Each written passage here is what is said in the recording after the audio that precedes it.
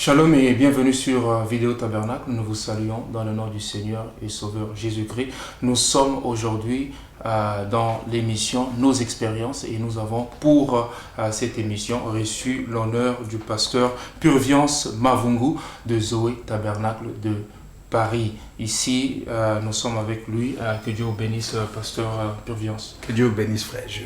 Amen. Merci beaucoup, c'est un honneur pour nous de vous avoir ici chez nous. Nous parlons de nos expériences, comment vous avez cru au message. Ce serait ma première question. Comment est-ce que vous avez découvert ce message de William Marion Branham? Bon, je dirais comme frère Branham, commençons par le commencement. J'ai cru ce message autour des années 94 par le moyen de mon père.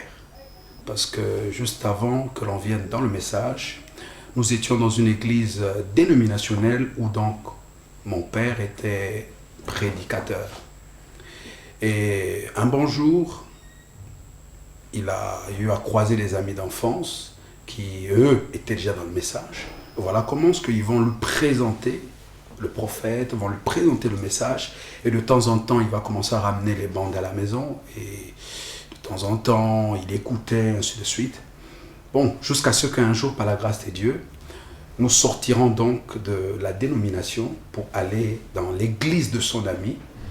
Et depuis ce jour-là, nous sommes dans le message. J'aimerais que vous puissiez préciser, c'était dans quel pays exactement? C'était au Congo-Brazzaville. Principalement dans la ville de Pointe-Noire, qui est la capitale économique du Congo-Brazzaville. Et quand vous êtes allé à l'église, c'était quelle église et c'était qui le pasteur de cette église où vous êtes allé? L'église où nous nous sommes rendus, c'était Bible Tabernacle. Et le pasteur, donc notre ancien pasteur, c'est le pasteur Sylvain Kokolo.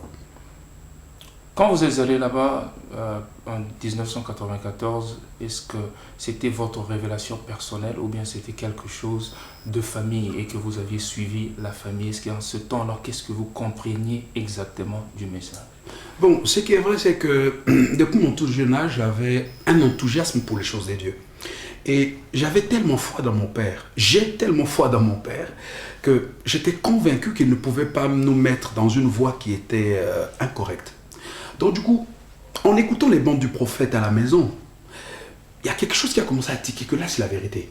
Déjà, le premier jour lorsque nous nous rendons donc à l'église, nous c'était une église pentecôtiste, donc on prophétisait tout ça. En plus, ce qui était bizarre, c'est qu'il fallait qu'on laisse les sandales à la porte avant d'entrer dans l'église. Mais quand on arrive à l'église là-bas, donc dans l'église du message, je veux enlever comme ça, on me dit non, il n'y a pas à enlever, il faut entrer.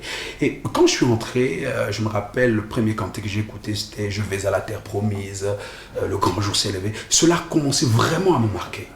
J'ai commencé à me dire, c'est très différent de là où je viens et certainement ce message, il y a quelque chose de très impactant à l'intérieur. Et voilà comment au fil des temps, au fur et à mesure que j'allais à l'église, cela a commencé à devenir une affaire personnelle et non plus une affaire de famille. Voilà, j'aimerais que vous pointez à quel moment, peut-être en quelle année ou bien la même année, que cela a commencé à devenir une affaire personnelle et aussi à quel moment vous aviez découvert que ce prophète William Marion Branham, qu'il était le prophète de l'âge? Bon, je pointerai la période immédiate. Donc, l'année 94 même. Parce que quand on arrive à l'église et tout, la parole est prêchée et tout. Bon, je ne sais pas, j'étais peut-être différent de mes frères, mais quelque chose me disait que ça, c'est la vérité. Voilà comment est-ce que, tout jeune, j'ai commencé à faire des investigations sur le message. Et, et pendant qu'on en parle, frère Jules, il y a quelque chose qui m'a toujours marqué. C'est que la première brochure que j'ai eue entre mes mains, c'était le choix d'une épouse. Et voilà comment est-ce que j'ai commencé à lire le prophète par moi-même. Et j'ai commencé à voir, en comparant cela avec la Bible, parce que tout jeune, j'étais initié à faire des longues et grandes lectures de la Bible. Donc du coup, j'ai commencé à comparer ce que je lisais avec la Bible. Et de temps en temps, j'ai commencé à poser des questions donc, à mon père. Il dit, papa, mais tel point, par rapport à la Bible, pourquoi on dit que frère Branham est prophète et tout? Il commençait à m'expliquer. Donc voilà comment est-ce que cela va devenir vraiment, disons, cela va passer d'une connaissance commune à une foi ou une révélation personnelle. Et à quel moment vous aviez pris la décision de vous faire baptiser et qui l'a fait pour vous? Ah, c'était des années plus tard. C'est vrai que quand j'ai cru, le message était tout chaud. Mais après, bon, à un certain moment, avec le groupe des amis, ce n'était pas facile. Donc j'allais à l'église, je servais même déjà à l'église en tant que batteur de tam-tam. Hein. Mais bon, me faire baptiser, c'était une affaire des vieux, quoi. C'était pas une affaire des jeunes. Et surtout, je me disais, bon, je suis tout jeune, si je prends le baptême maintenant, ça risquera d'être compliqué pour moi demain. Ou bien, bon, les anciens ne vont pas certainement me prendre au sérieux. Voilà comment est-ce que le temps s'est écoulé. Et donc, c'est en 97. Il y a eu un pasteur qui était passé dans notre assemblée. Oui, parce que là, on n'est plus dans l'assemblée mère. Hein? Mon papa avait maintenant commencé une œuvre. Okay? Mais toujours en étant sous le ministère de son pasteur et ami, qu'il avait donc conduit dans le message. Et donc, quand ce prédicateur est venu et qu'il a commencé à prêcher, vraiment la parole m'avait beaucoup touché. Il avait condamné beaucoup de choses que je faisais. Et c'est ce jour-là que j'ai compris que la foi des parents ne pouvait pas me sauver. Il fallait bien que je m'engage moi-même. Voilà comment est-ce que je vais donc décider de prendre le baptême. Et le pasteur, le jour-là qui prêchait, c'était le pasteur Ndala. Ceux qui sont au Congo-Brazzaville doivent certainement le connaître, le pasteur Ndala. Donc c'est par sa prédication que je suis passé d'une connaissance du message à un engagement vraiment, vraiment, vraiment profond au niveau de ma vie personnelle. Et c'est en ce moment-là que vous avez pris le baptême? Oui. Et que c'est lui qui vous avait baptisé? Non, plutôt on m'avait confié auprès d'un diacre. Donc c'est ce diacre-là qui m'avait baptisé. Vous avez le nom? Oh oui. Dans le temps, c'était le frère Ernest Moutanda. Voilà. Vous aviez eu la conviction d'une révélation de famille à une révélation personnelle. J'aimerais savoir, est-ce qu'en ce temps-là, vous aviez déjà commencé à ressentir l'appel au ministère? Est-ce que vous aviez quelque chose au-dedans de vous qui criait pour prêcher? Commencer à ressentir quelque chose. Si je dis que j'ai commencé à ressentir ça pendant que j'étais déjà dans le message, je dirais que ce n'est pas juste. Parce que depuis même quand nous étions dans la dénomination, tout jeune, autour de 7 ans, 8 ans, je ne sais pas, mais j'ai été toujours différent de mes congénères. Ça veut dire que je jeûnais beaucoup, je priais. Et comme on était dans une église pentecôtiste, et un bon jour comme ça, je commençais à ressentir quelque chose. Donc même quand j'allais à l'école, j'y allais toujours avec ma Bible. Donc j'essayais de parler de Jésus à mes amis, tout ça là. Et c'est compliqué. Donc quelque chose en moi criait. Bon, c'est vrai que d'aucuns diront que c'est parce que je voyais mon père le faire. Mais cela allait au-delà d'une simple contemplation. C'était vraiment quelque chose qui venait au-dedans de moi. Mais dans le temps, comme dans la dénomination, on n'était pas bien enseigné, je ne savais pas comment il fallait vraiment interpréter ça. Donc c'est un peu plus tard, lorsque nous sommes... juste avant de sortir de la dénomination, ils avaient organisé des jours de jeûne et prière. Et j'y étais parti avec mon frère. Et après avoir prié vers le soir, il y a eu une prophétie qui est sortie donc à l'église, me concernant alors que j'étais tout petit, que je vois comment que tu te consacres. Je sais ce que j'ai placé en toi. Consacre-toi, lis beaucoup ta Bible, investis-toi dans les choses de Dieu, car je t'utiliserai plus tard quand tu seras grand. Voilà comment est-ce que cela est resté avec moi. Donc je parlais de Dieu à mes amis à tel point, déjà à l'école, on m'appelait papa pasteur. Et lorsque nous sommes arrivés dans le message, et c'est là où on a commencé à nous parler de l'appel au ministère. Alors, j'ai commencé à comprendre que ce que je ressentais depuis mon bas âge était un appel divin. Et juste avant de me lancer, je me suis investi dans la prière. J'ai prié parce que j'avais lu Frère Branham dire que le diable peut aussi vous tromper, hein, vous faire croire que vous êtes appelé alors que vous ne l'êtes pas, ou bien vous dire que vous n'êtes pas appelé alors que vous êtes appelé. Alors j'ai commencé à prier, j'ai commencé à prier, mais entre-temps, je commençais déjà à m'investir dans la parole, commençais à sonder les grands mystères des dieux, et comme j'avais eu la grâce, parce que mon papa étant prédicateur, pasteur, donc tout le temps il y avait des prédicateurs à la maison. C'est à l'époque que j'ai fait la connaissance des pasteurs comme pasteur Lubanza, plus loin par exemple le pasteur Francis Tinouna, qu'aujourd'hui les internautes de Vidéo Tabernacle doivent certainement connaître. Et donc, quand on était avec eux, j'en profitais plutôt pour poser les diverses questions, leur parler un peu de ce que je ressentais et tout. Et c'est là où chacun d'eux me disait, petit, ce que tu sens, c'était un appel au ministère. Et je me rappelle, et un jour, le pasteur Joseph Lubanza va voir donc mon papa, qui est l'un de ses amis, va dire, pasteur, il faut bien encadrer ce petit. Nous sentons qu'il y a quelque chose là-dedans. Donc, voilà comment est-ce que, venu dans le message, cela commence à se manifester. Donc, quelquefois, quand j'étais seulement avec des amis, des frères, parfois, juste autour d'un débat, autour de la parole, il y en a qui me disaient, mais toi, tu es profond dans la parole. Je disais, non, mais je suis simplement comme vous. Donc, j'étais devenu comme une référence pour les jeunes de mon âge. Donc, ils venaient me poser des questions sur la parole et tout. Et donc, il y avait déjà cette chose-là qui commençait à brûler, Plus j'ai avancé dans le message, plus j'ai avancé dans la parole, plus les années passaient, plus ça devenait de plus en plus fort. Et non seulement ça, mais il y a eu des prophéties, il y a eu des songes. Dieu a même parlé à d'autres personnes, d'autres même qui ne me connaissaient pas. Et à moi-même aussi, Dieu m'a parlé plusieurs fois que je t'ai appelé pour telle œuvre, tu me serviras. J'aurais un peu la précision de savoir quand il vous a parlé, c'était de quelle manière. Est-ce une voix audible, une voix de l'intérieur? Est-ce la révélation par les Écritures? C'était comment il vous a parlé lui-même? Bon, je dirais qu'il y a eu un faisceau d'indices. Non seulement il y a eu des songes, des prophéties, mais personnellement, Dieu m'a parlé en songe. Et ça, jusqu'à aujourd'hui, c'est vraiment un moyen par lequel Dieu s'adresse beaucoup à moi. Dieu m'a parlé en songe, me disant que tu vas me servir, je t'appelle pour me servir, et tu es mon serviteur. Voilà, ne te sous-estime pas, continue à t'abandonner au Seigneur, je t'utiliserai. Voilà comment est-ce que cela est passé d'une présomption à une confirmation. Et à quel moment vous vous êtes lancé dans le ministère, à être actif dans la prédication de la parole? Bon, je dirais que dès que j'ai commencé à ressentir l'appel, il y a eu un problème.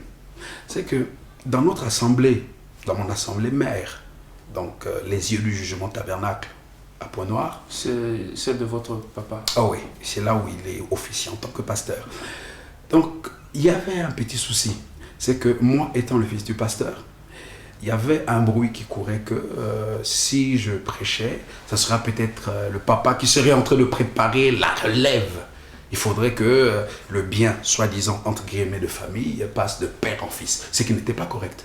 Donc du coup, au moment où je voulais vraiment m'investir, je m'étais lassé. J'ai dit, si c'est pour que ça crée des polémiques après, alors je laisse Dieu faire. Et donc les années se sont écoulées jusqu'à ce que Dieu va parler récemment à mon papa que c'était le moment que je sois actif en chair. Voilà comment est-ce que au début du mois de janvier de l'année 2005, je vais donc apporter mon premier serment. Dans l'église de votre papa? Oui, dans l'église de mon papa.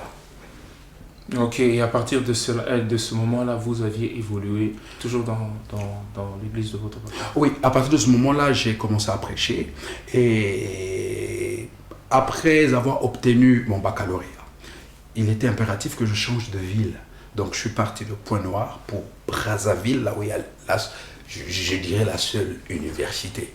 Hein, parce que j'y étais allé pour faire droit. Et arrivé là-bas, donc, je suis devenu membre de l'église de l'un des amis à mon papa. C'était le feu pasteur Jérémy Mwanda à El Bethel Tabernacle. Et donc, c'est là où j'ai passé beaucoup de temps. Malheureusement, quand je suis arrivé dans cette assemblée, j'ai connu pas mal de soucis.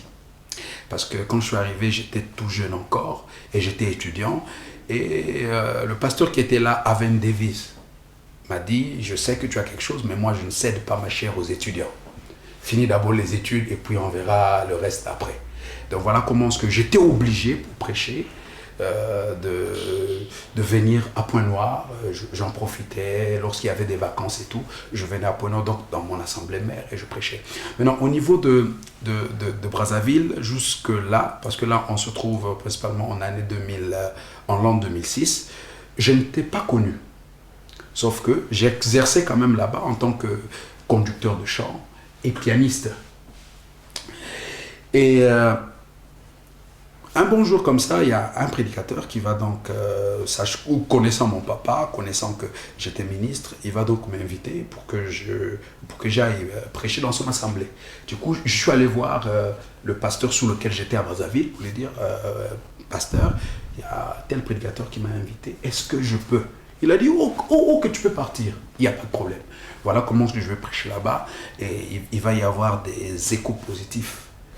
Et voilà comment est-ce que dans Brazzaville, on a commencé un peu à me connaître, qu'il est certes jeune, mais il est ministre. Et plus loin donc, c'est le pasteur Boa Clément du TAP qui va me découvrir et qui m'invitera pour que j'aille prêcher chez lui. Et de là va aussi partir beaucoup des échos positifs. Et voilà comment est-ce que les nouvelles vont commencer à se répandre, que ce jeune-là, il a un ministère, ainsi de suite. Donc, mon activité dans le ministère, c'était vraiment difficile. Hein, c'était vraiment difficile parce que j'étais à Brazzaville et là-bas, on ne me permettait pas de prêcher. Donc, pour prêcher, soit il fallait que ça soit une invitation ou soit que je reparte dans mon église d'origine, à Pointe-Noire. Quand est-ce que vous pensez avoir eu le Saint-Esprit? Ah, le Saint-Esprit. Je me souviens de ça. C'était une année après avoir eu mon baptême. Mon baptême. En 98. Oui, en 98. Et je me rappelle ce jour-là, c'est mon papa qui avait prêché, c'était très puissant. Et donc, il y a eu une ligne de prière qui était organisée, il y avait eu un poussé à bout. Et voilà comment est-ce que je suis passé dans la ligne. Bon, les autres tombaient, bon, mais moi je ne tombais pas. Et c'est juste après, j'ai vu et mon entourage a constaté que ma vie personnelle avait changé. Est-ce que vous aviez reçu une sorte de sensation ou quelque chose qui vous disait que c'était ça le baptême? Non, ce n'était pas une sensation, frère Jules. Si je dis que j'ai eu une sensation, c'est faux. Mais simplement, j'ai constaté, hein, comme on dit en chronologie, avant Jésus-Christ et après Jésus-Christ, que avant ma vie était pas... plutôt je m'efforçais à vivre la parole. Je faisais des efforts. Mais après ce qui s'était passé là, après cet événement-là, vivre la parole est devenu comme une seconde nature. Et à partir de là, il y a eu autre confirmation personnelle démontrant que Dieu m'avait réellement baptisé du Saint-Esprit. Et depuis là, frère, c'est une évidence dans mon cœur. Comment est-ce que vous vous êtes marié et qui a béni votre mariage? Bon, comment est-ce que je me suis marié? Frère Jules, c'est une question très vaste. Mais je vais tenter, vu le temps qui nous est imparti, d'aller à l'essentiel. Mon histoire se joue en 2006. Donc, je revenais d'un voyage missionnaire à Kinshasa, donc auprès du pasteur Boa, dans son église. Et c'est là où, lui, voyant comment ce que le Seigneur utilisait le petit don qu'il a placé en moi, il va me donner un conseil. Il dit, fiston, je vais te dire une chose. vu le talent que Dieu a placé en toi, vraiment, on va beaucoup prier. Et je te dis que c'est même un impératif que tu te maries vite. Bon, moi, je prenais ça pour de la rigolade. Et quand je suis rentré au pays, j'ai commencé quelques mois après à ressentir ça, un poids dans mon cœur. Il fallait que je me marie. Il fallait que je me marie. C'est vrai qu'au début, j'aimais une certaine sœur. Hein? Mais bon, les choses ont fait que ça ne marche pas. Évidemment, le Seigneur m'avait déjà dit aussi que ça ne marcherait pas. Et voilà comment est-ce que je vais totalement m'abandonner au Seigneur. Et je vais donc avoir une révélation comme quoi l'épouse que j'allais épouser n'allait pas être originaire de mon assemblée, mais allait venir d'ailleurs. C'est-à-dire l'assemblée de votre papa. Voilà, elle allait venir d'ailleurs. Bon, je me suis confié entre les mains du Seigneur parce que je sais que si vous vous mariez mal et que vous avez un ministère, frère, cela peut avoir des conséquences irréversibles. Donc je disais au Seigneur, comme c'est toi qui m'as appelé, ce sera à toi de me conduire. Et voilà comment ce que fin 2006, début 2007, je vais donc faire la connaissance de mon épouse, la sœur Naïlote, qui revenait de Paris. Hein, elle revenait de Paris. Et quand je l'ai vue la première fois, frère Jules, je t'assure qu'il y a eu un battement de cœur qui n'était pas arrivé avant. Et ne voulant pas me précipiter, je suis allé en prière. Je ne m'étais pas encore adressé à la sœur. Je suis allé en prière, j'ai parlé au Seigneur et tout. Et j'ai demandé des évidences. Et le Seigneur me confirmera que c'était la bonne voie. Voilà comment est-ce que je vais aller voir mon pasteur, qui est mon papa, pour lui poser le cas. Et plus loin, je verrai la fille. Et plus loin, on informera, non, plus loin même, avant même que les choses ne soient officialisées avec la sœur, mon papa contactera le pasteur de la fille, ici à Paris. Et voilà comment est-ce qu'on contactera la fille et les choses vont commencer à s'échelonner jusqu'à ce qu'on se marie donc en 2009. Et qui vous a venu? Mon papa. Les gens aujourd'hui disent et pensent que le sacerdoce lévitique a été annulé par le sacerdoce de Melchisedec. C'est-à-dire que même si vous êtes un ministre, vous pouvez vous marier à une fille qui a déjà été touchée. Est-ce que vous partagez cet avis? Bon, frère Joël, c'est une question qui demande beaucoup de sincérité de ma part. Pour ma part, je reste assez équilibré. Je reste assez équilibré. C'est que je dirais ceci à ceux qui me suivent. Pour ma part, et ça n'engage que moi. Je crois de prime abord qu'un ministre doit épouser une femme vierge. Parce que frère Branham dira que c'est le Dieu qui ne change pas qui l'a dit. Maintenant, par ailleurs, je ne disqualifierai jamais un ministre parce qu'il aura épousé une femme qui n'était pas vierge. Et donc, par conséquent, cette femme aurait peut-être eu un enfant. Ah! Bon. En tout cas, pour ma part, frère Jules, je ne peux pas disqualifier quelqu'un parce qu'il a épousé une femme qui n'était pas vierge. Mais je sais, surtout pour nous qui avons la grâce d'avoir rencontré ce message jeune et de savoir que nous avions un avenir dans le ministère, je crois qu'il est vraiment impératif de prendre toutes ces dispositions en se reposant sur le Seigneur pour se marier à une femme qui est vierge, frère. Parce que si vous vous mariez à une femme qui n'est pas vierge, bon, je ne doute pas du Saint-Esprit, mais je sais que en tant que pasteur, parce que peut-être il y a certains éléments que je ne peux pas donner ici, frère, cela peut causer des problèmes dans le foyer, vu les responsabilités que requiert le pastorat, ou même le ministère. Vous avez un ministère, vous êtes pasteur de l'église. Parmi le quintuple ministère d'Éphésiens 4, vous êtes qui? Ah, bon, je ne voudrais pas être présomptueux. Je dirais simplement que je laisserai aux gens qui m'écoutent identifier le petit don que Dieu m'a donné. Néanmoins, le frère Branham a reconnu sa position. Frère Jules, c'est vrai que toi, tu ne lâches jamais l'affaire. Bon, je suis un enseignant. Merci pour la position, parce que tout ministre doit être convaincu. C'est vrai. Vous avez cité votre père, pasteur de TAP. Non, du tabernacle, les yeux du jugement, à Pointe-Noire. Oui, et le pasteur de Kinshasa, pasteur Boa. Boa. Oui. À part eux, est-ce que vous aviez un autre ancien que vous considérez comme quelqu'un qui vous a aussi aidé dans le conseil et dans le ministère? Oh là là, Frère Jules, la liste, dirais-je, est très longue. Déjà, j'ai eu un avantage, c'est que le fait que mon papa soit pasteur, ça m'ouvrait des portes vers plusieurs prédicateurs. En tout cas, il y en a eu d'autres qui m'ont aidé, qui m'ont donné des conseils. Et je dirais que c'est grâce à cet ensemble de conseils que je suis ce que je suis. Donc, il y en a eu d'autres, à commencer par le feu pasteur Jérémy Mwanda, sous lequel j'étais à Brazzaville, le pasteur Joseph Lubanza, hein, qui m'a toujours dit que petit, quand tu as un ministère, il faudrait qu'il y ait des gens qui naissent là-dessus. Hein, là-dessous pour qu'on sache que réellement il y a quelque chose. Il y a eu par exemple le pasteur Francis Tinona, avec qui on a eu des très bons moments. Il y a eu le pasteur Sylvain Kokolo, donc le pasteur de mon pasteur. Il y a eu le pasteur Boa et il y a eu le pasteur Jean-Paul Bellé du Cameroun. Hein, en tout cas, il y en a eu tant d'autres. Vraiment, la liste serait très longue.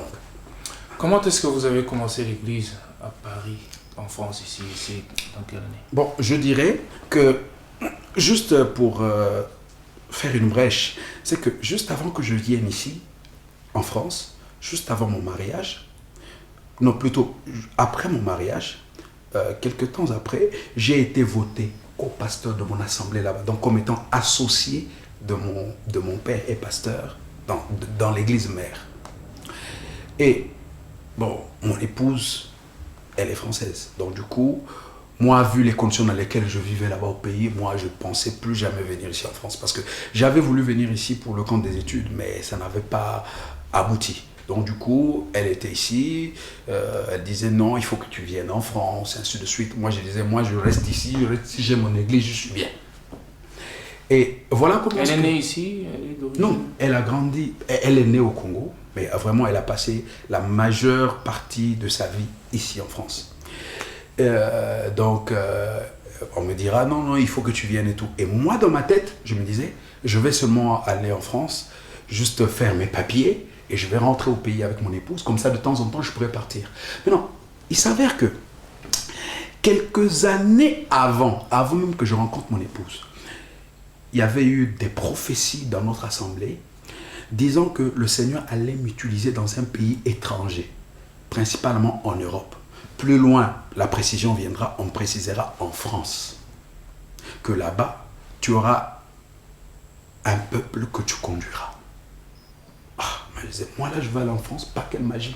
Moi, je suis pour moi bien ici, j'ai fini mes études à l'université, je suis bien ici, je suis dans mon assemblée, qu'est-ce qui va se passer? Donc voilà comment est-ce que, quelques temps après m'être marié, et ça devenait de plus en plus pressant. Il y avait même des personnes qui n'étaient pas au courant de ça, qui venaient m'en parler. Mais non, parce que je sais que cela va faire suite. Un jour, pendant que j'étais donc à l'église, je prêchais ou j'enseignais sur le réveil de la reine du Sud. Donc je montrais comment est-ce que l'évangile qui a commencé à l'Est, en rapport avec le tabernacle, devait passer par le nord, donc à l'est avec les pôles, ainsi de suite, devait passer par le nord. Donc vous voyez, de Irénée jusqu'à Wesley. Et après, le soleil devait aller à l'ouest avec William Branham. Et après, comme l'évangile doit répartir aux Juifs, cela devait nécessairement passer par le sud. Donc je montrais comment est-ce que quand l'évangile passe au sud, c'est le réveil, c'est de la dernière dynamo, c'est Dieu qui visite les Noirs, l'Afrique noire. Et je lisais la citation, le frère Branham disait que ce sont des prédicateurs ou des missionnaires noirs qui viendront faire le travail en Occident, et ainsi de suite. Et donc j'insistais là-dessus parce que c'est l'un des points que je crois fermement faire. Je crois que du temps de Jésus, quand il y a eu la guerre, quand on a voulu le tuer, tout ça là, par Hérode, il est allé se réfugier en Égypte. Et nous savons que ce qui est arrivé dans l'âge alpha, dans la première venue doit se reproduire dans la seconde venue. L'alpha et l'oméga, c'est la même chose. Et aujourd'hui, pendant que Frère Branham dira même lui-même que l'Occident, principalement les États-Unis, avaient rejeté leur opportunité, donc le message était criblé de tout, les gens ne l'acceptaient pas comme cela devait l'être. Frère Branham dit, j'ai été envoyé vers les Africains, mes amis, car c'est pour eux que j'ai été envoyé. Donc j'ai montré que du temps de Jésus, il s'était réfugié en Égypte, et aujourd'hui, le message a trouvé place dans le cœur des Africains noirs, voilà, comme étant des véritables descendants de Simon de Cyrène, qui avait aidé Jésus là-bas à porter la croix.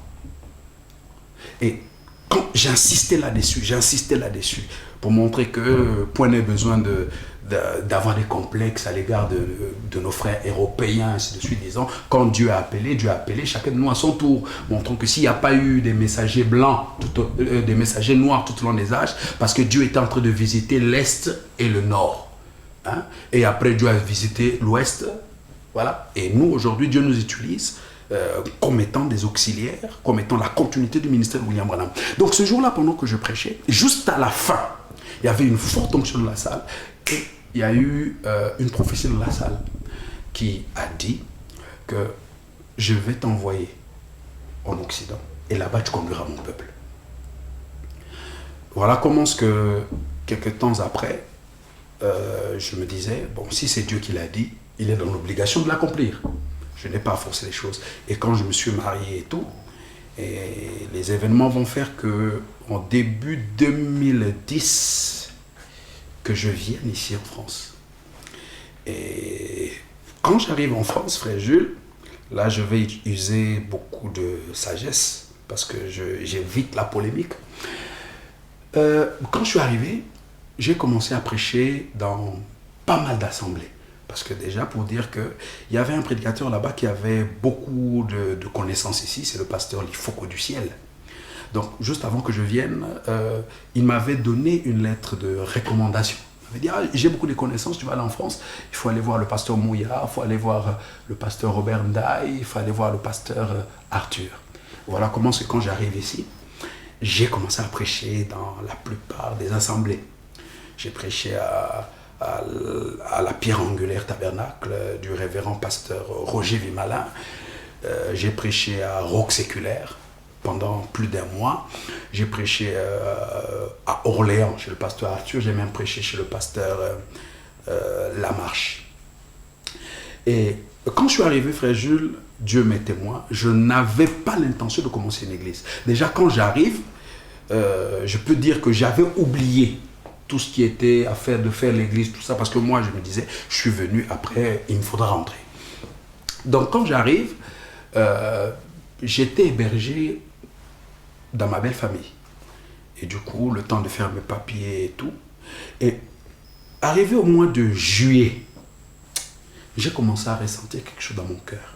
2010. Oui. Donc, la même année, quelque chose m'a dit, il faut commencer quelque chose. Il faut commencer une œuvre. Il y a des âmes qui se meurent. Il faut commencer. Moi, j'ai dit, c'est impossible. Je vais commencer l'œuvre comment?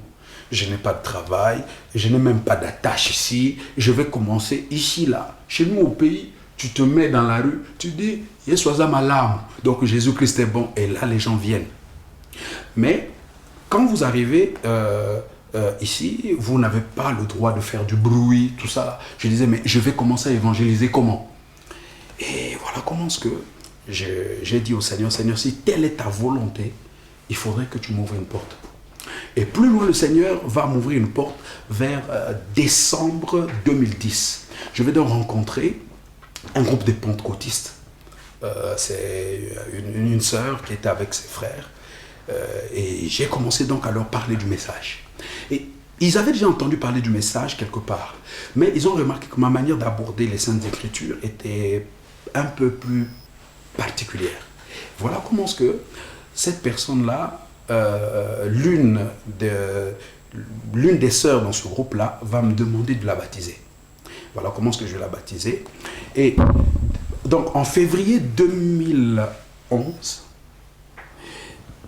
j'ai dit, Seigneur, c'est vrai que j'ai baptisé une personne, mais tu veux que je commence une œuvre. Je te demande un signe si c'est toi, permets que ça commence dans ma propre maison. Parce qu'ici, là, moi, je ne peux pas commencer. C'est chez la belle famille. Et la belle famille est membre d'une assemblée quelque part. Voilà comment est-ce que, miraculeusement, frère Jules, Dieu va m'ouvrir des portes et je vais avoir ma propre maison. Donc, l'église va commencer. Principalement le 23 février 2011.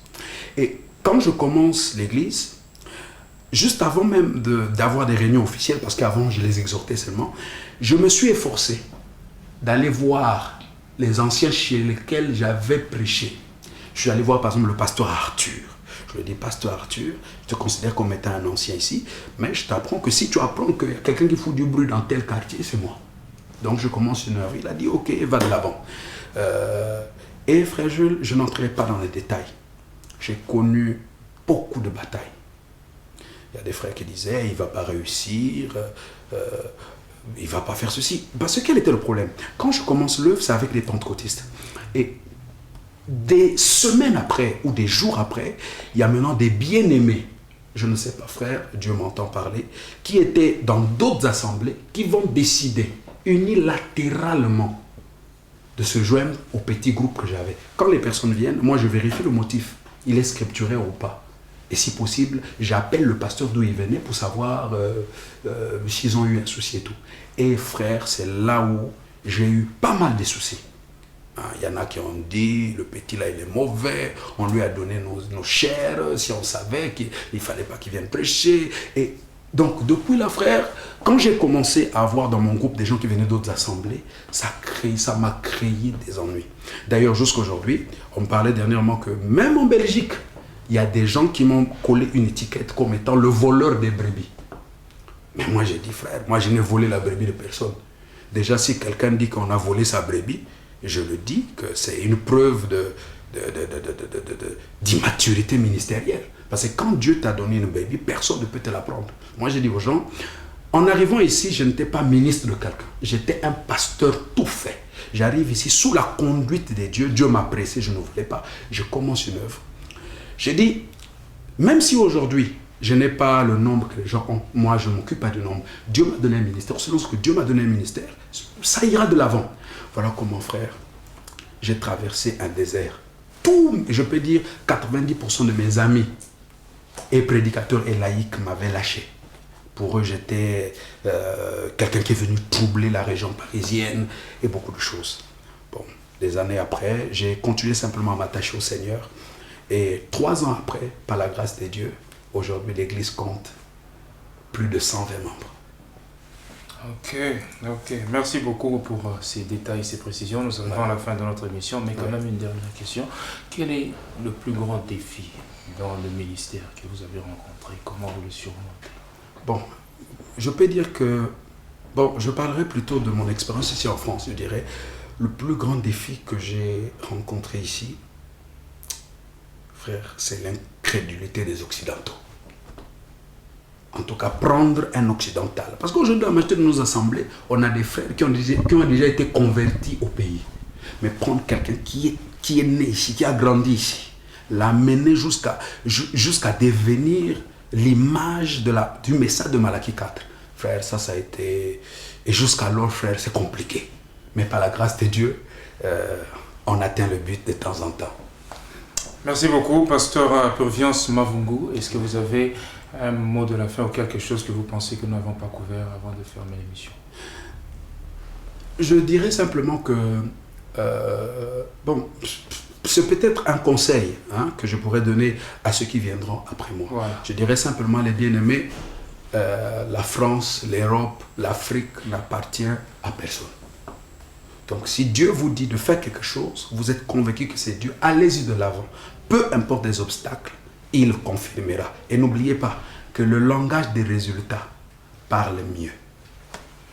Amen. Merci beaucoup, pasteur Purviance Mavungu. C'est moi qui vous remercie, frère. Pour ce temps que vous nous avez accordé. Amen. Merci. Merci beaucoup. Au même moment, je remercie mes frères qui ont été derrière la caméra. Nous avons le frère Yves Banzou et le frère Dominique Kanga qui ont été derrière le matériel ce soir. C'était le pasteur Purviance Mavungu de Zoé Tabernacle de France, à partir duquel nous vous avons parlé. Que Dieu bénisse et à la prochaine. Bye bye.